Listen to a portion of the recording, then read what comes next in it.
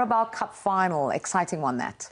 Imagine, I mean, if Arsenal can find a way to win that, they could potentially win 4 trophies, you know, and that is, I think it has a huge bit of momentum and confidence. They've been brilliant in the Champions League, been brilliant in the Premier League, and to get one up on your, you know, on your biggest rival or going for the trophies in Man City would be massive. It's a big one. All roads lead to Wembley. How much are you looking forward to it? Yeah, it's a big one, and the first time to get their hands on some silverware for one of these two giants. So, obviously, Manchester City, super successful recent years in terms of winning trophies, and Arsenal, you know, had such a fantastic season this season and seem to just be getting jobs done. So, but I agree, from a momentum and a confidence point of view, leading into the end of this season, especially with the 2-horse race, which it looks like it's going to be. It'd be interesting to see who draws first blood and lifts that trophy on Sunday. OK, so that's the top 2 in the Premier League. We're taking... But let's look forward to the League Cup final. I mean, it is absolutely tantalising, this one. First time, as I mentioned at the start, that we've ever seen the top 2 sides in England going head-to-head in a League Cup final. When you look at the 2 teams, for Arsenal, this could be the start of something very, very special. The quadruple is still on.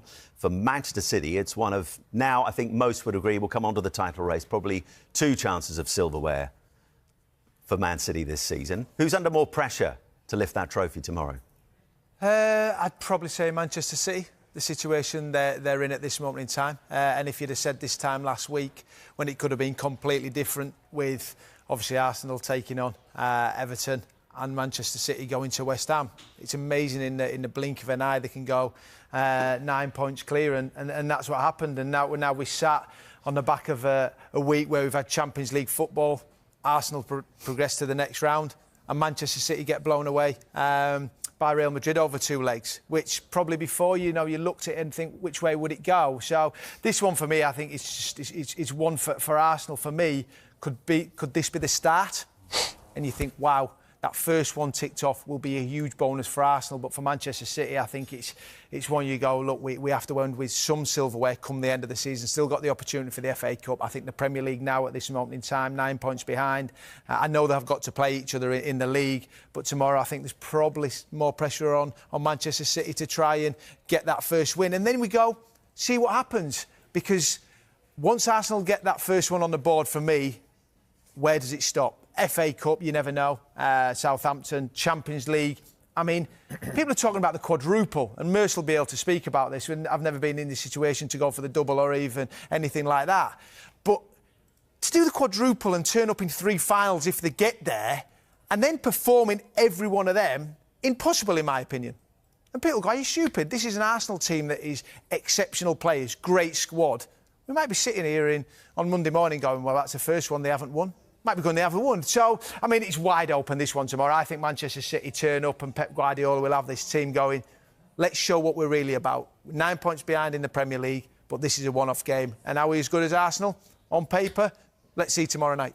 And Merce, because that gap is now 9 points, and we'll reflect a little bit more on the title race shortly, is the pressure on Arsenal tomorrow just to get that first one in the bag, trophy-wise? Yeah, because Arsenal haven't won a lot over the years, so it is. And the problem is if they don't win this game and then the talk on Monday morning in the papers will be, here we go, Arsenal in the final, they bottled it, and then it could steamroller on then. You don't know how it affects the players. At the moment, they've been very strong, the players. You know, they've just gone tunnel vision. They haven't took too much. Well, I don't think they're taking any notice of what the media are saying about the way they're playing.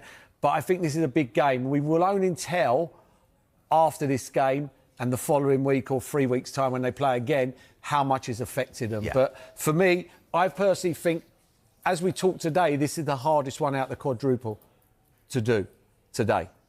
Because it's a one-off game against a very good Man City team on their day that can rip anybody to shreds. You know, the champion, they're 9 points clear in the Premier League.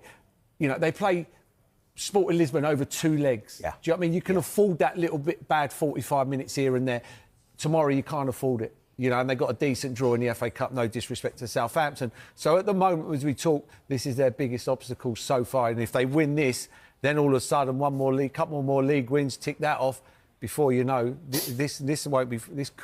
we could be talking about a quadruple, or we could be talking about disaster. Is the big difference, though, for Mikel Arteta heading into this one at Arsenal, is that psychologically City are not the problem they were, not just in terms of where we're at in the title race, but he's unbeaten in their last 6 meetings. So that's not, for him, surely an issue going into tomorrow. I think that's shifted because there was a period of time where Arsenal couldn't get anything off of Manchester City, whereas that has now shifted. It's in Arsenal's favour. But I mean, you're talking about two quality teams, and the thing that annoys me quite a little bit, with Arsenal, we keep hearing about set plays and their style of play. I mean, they've scored the most goals in the Premier League. They've conceded the least. The Champions League, the group stage as well, they've scored the most and conceded. So they're obviously doing something right. Because it's when you look at the goals that are the style of Manchester City over a period of time, and everybody thinks this free-flowing football, that's the way that everybody should play. Mikel Arteta's adopted a tactic that has brought, or is on the verge of bringing Arsenal success. They could do the quadruple. They could also tomorrow go and frustrate Manchester City, grind them down, and win it 1-0. That's not it's not a problem for Arsenal and Mikel Arteta, because that's the style of play that they've went. But when you look at them, when they're actually free-flowing, they can score goals as well. So I think overall, when you look at Arsenal, they can go and take the game to someone, but they can also sit in and get a result that way as well. So I think that's why it's going to be so fascinating. For me, I think it's a bigger game for Manchester City, because looking at it right now, it's their only chance of silverware for me.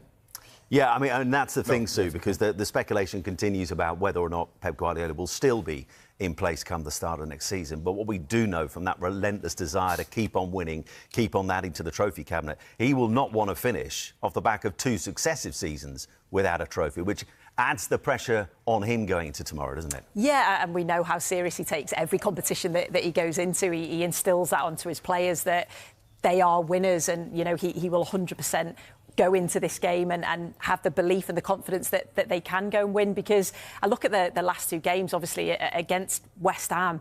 I think they had something like 24 shots to West Ham's 1, and they ended up drawing the game, so they performed well. You then watch them in the Champions League, and I think it was over after the first leg, wasn't it, when Valverde just had an absolute outstanding game. But that second leg, again, they played really well. They took the game to them, even with 10 men. So despite not getting the results maybe that they wanted, they will still have that performance, and they'll take that performance and that confidence into this game. It's a 50-50 game, isn't it? You could give a reason for both sides why they could win it. But I think for Manchester City and Pep, of course, he's a winner and will want to win every game he goes into. And of course, Dawes, in the build-up, well, to last weekend at least, there was a lot of talk in the build-up to this about the psychological blow that City could potentially land on Arsenal in terms of the title race. The gap's now 9 points. Can they still land a significant blow tomorrow in terms of how the title race plays out? Or for you, is it done? No, I think it's done. And if you'd have said that 2 weeks ago, I was looking to this game tomorrow, Carabao Cup final. I thought it might be an important moment in the season. I think that's gone. They can look forward to this one and just concentrate on getting over the line, Arsenal.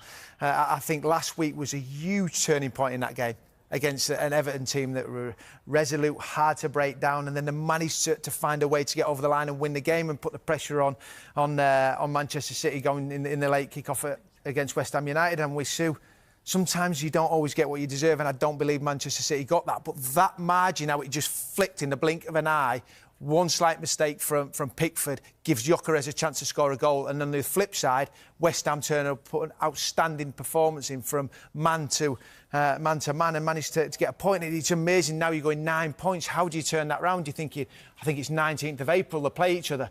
If the gap was a lot closer, 4 points, and then you get it to 9 points. I mean, it's a long way back with, 7 games to go for Arsenal. I mean, I just don't see how this can turn around. There's been moments for Arsenal, which you see there, pressurised games, and they just managed to get over the line, and I don't see it being any different. You talk about, that's the run in Bournemouth. I mean, at home, away from home, Bournemouth can be tough. You see it last night against Manchester United. Then the City game on the 9th of April, Newcastle home, Fulham home. Those games are just, with 7 games left and 9 points difference, I can't look past anywhere, but it's been an Arsenal title lift. You must be happy for them. I'm delighted. Boy, yeah, literally, I've been watching you, been itching to leap in there with that for at least 5 minutes. Merce, for you, just a final one of the title race, is it done for you? Can you see any potential hiccups? I mean, that big meeting on the 19th, but Arsenal, for you... Well, home and Arsenal home. play Bournemouth at home. I know Bournemouth are on a bit of a run, but they're not winning a lot of football matches. They're drawing a lot. And the other one is that Man City go to Chelsea, which is a must-win game for Chelsea at the same time. So I can't see it. I said for a long time it'll be double digits, and I still believe it'll be double digits by the end.